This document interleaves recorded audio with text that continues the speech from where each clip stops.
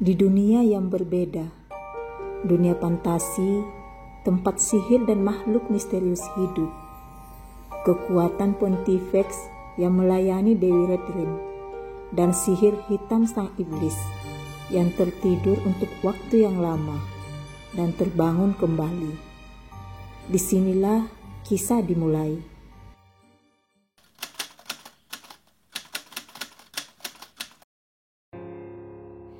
Di dunia yang berbeda dengan kita, di mana orang-orang menyembah seorang dewi bernama Dewi Redrin dan pelayannya disebut Pontifex. Di sini dikisahkan seorang Pontifex yang berhati mulia bernama Remrari yang memiliki kekuatan yang mampu menyembuhkan dan melawan iblis. Suatu ketika sang iblis yang sedang tertidur bangun kembali bersama pasukannya. Remrari pun pergi melawan iblis.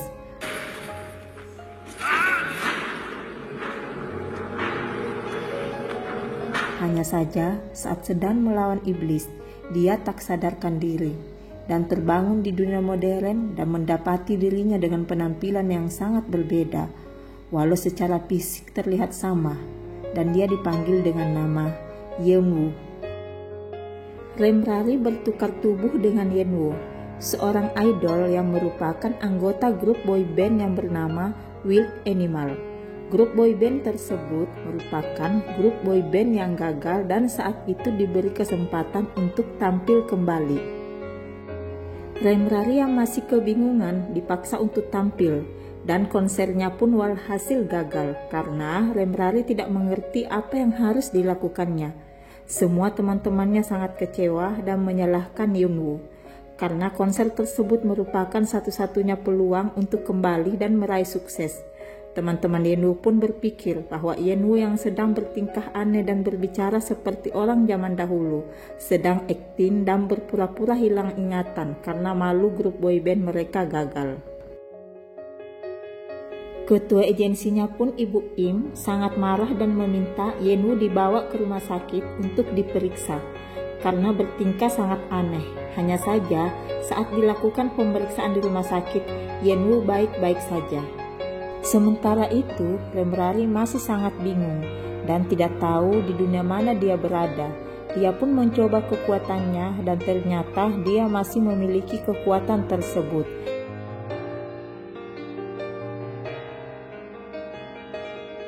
Dia pun menyembuhkan seorang anak kecil di rumah sakit.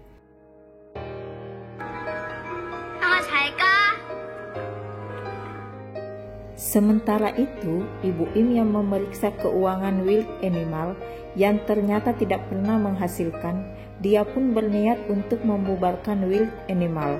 Hanya saja saat akan membubarkan Wild Animal, stafnya datang dan menyampaikan bahwa video editan konser Wild Animal sedang trending dan ditonton jutaan orang. Dia pun mengurungkan niatnya untuk membubarkan Wild Animal. Karena video Wild Animal trending dan Yuno menjadi sorotan dalam konser tersebut, Yuno pun mendapat banyak panggilan untuk tampil di acara reality show. Dia pun tampil di acara reality show dan tidak bisa berbohong saat diwawancara, seperti yang banyak dilakukan oleh idol untuk menampilkan hal yang baik di depan publik. Di tengah-tengah syuting reality show, tiba-tiba waktu seperti berhenti dan kemudian ada berita bahwa sebuah gunung berapi meletus. Dia pun mendapat firasat bahwa sang iblis datang ke dunia ini. Dan ternyata benar, dia melihat iblis dan pasukannya. Hanya saja dia tidak bisa mendatangi iblis tersebut dikarenakan tubuh yang dirasuki iblis tersebut memiliki jabatan yang tinggi dan tidak sembarangan orang bisa menemuinya. Saat sedang berusaha untuk menghampiri iblis tersebut, seorang fans wanita mendatanginya. Fans tersebut menjelaskan bahwa dia tidak bisa begitu saja mendatangi orang tersebut, dan apabila ingin mendatangi orang tersebut, dia harus sukses terlebih dahulu menjadi seorang idol. Remrari pun bertekad untuk sukses agar bisa menyingkirkan iblis tersebut. Fans wanita yang mendatangi Remrari merupakan fans berat Yuno. Yuno pernah menyelamatkan dia saat sedang depresi, di mana saat itu dia bekerja di MF Entertainment.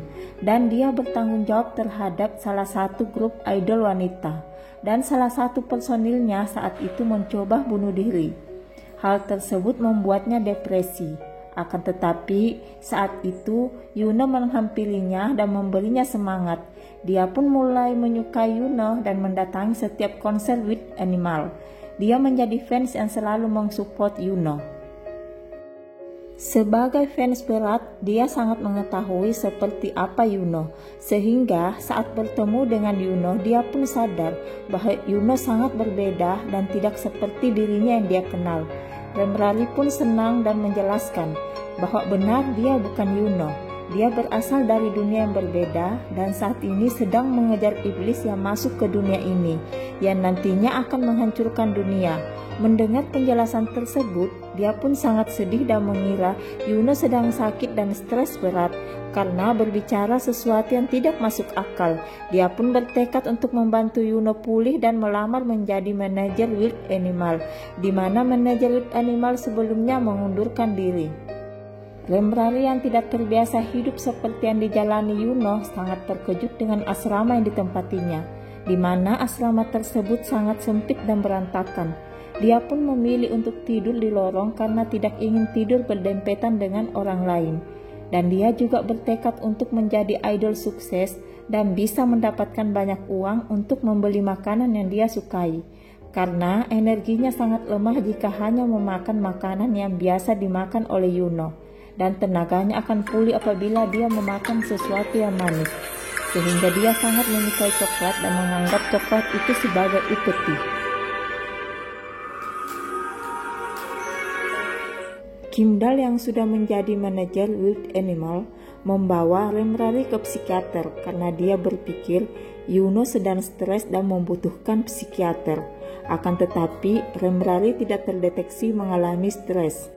Remrari yang menemukan coklat di tempat psikiater menjadi sangat senang dan memakan coklat tersebut untuk memulihkan energinya agar bisa menghubungi Yuno yang bertukar jiwa dengannya. Setelah berhasil menghubungi Yuno, dia pun meminta Yuno untuk bertukar jiwa kembali dengannya. Akan tetapi, Yuno tidak mau bertukar jiwa karena dia merasa lebih nyaman menjadi Pontifex ketimbang menjadi idol yang kesusahan karena boybandnya gagal. Akan tetapi, Remrari terus meminta Yuno untuk bertukar jiwa. Yuno pun meminta syarat pada Remrari. Dia mau bertukar jiwa kembali apabila Remrari mampu menjadikan Yuno menjadi seorang idol terkenal dan mendapatkan penghargaan. Remrari pun berjanji untuk membuat Yuno sukses dan bertukar jiwa kembali. Remrari yang berusaha menjadi Yuno seutuhnya dan sukses menjadi idol, mendapati bahwa menjadi idol tidak segampang yang dia pikirkan. Ada banyak hal yang harus dilakukan yang tidak sesuai dengan keyakinannya. Selain itu, iblis yang menjadi wakil direktur penyiaran berusaha membuat Yuno gagal dan menderita. Tetapi Remrari tetap berusaha dan tampil baik di acara yang diikutinya, yaitu Sing Survival, di mana acara tersebut merupakan acara kompetisi menyanyi. Walaupun orang-orang di sekitarnya tidak mempercayainya karena memang pada dasarnya Yuno tidak bisa menyanyi. Berbeda dengan Remrari yang sudah terbiasa menyanyikan lagu persembahan di dunianya. Dan saat tampil menyanyi, semua orang terpukau termasuk manajer Kimdal yang selama ini meragukan Yuno karena dia tahu betul bahwa Yuno tidak bisa bernyanyi. Yuno pun akhirnya memiliki banyak penggemar.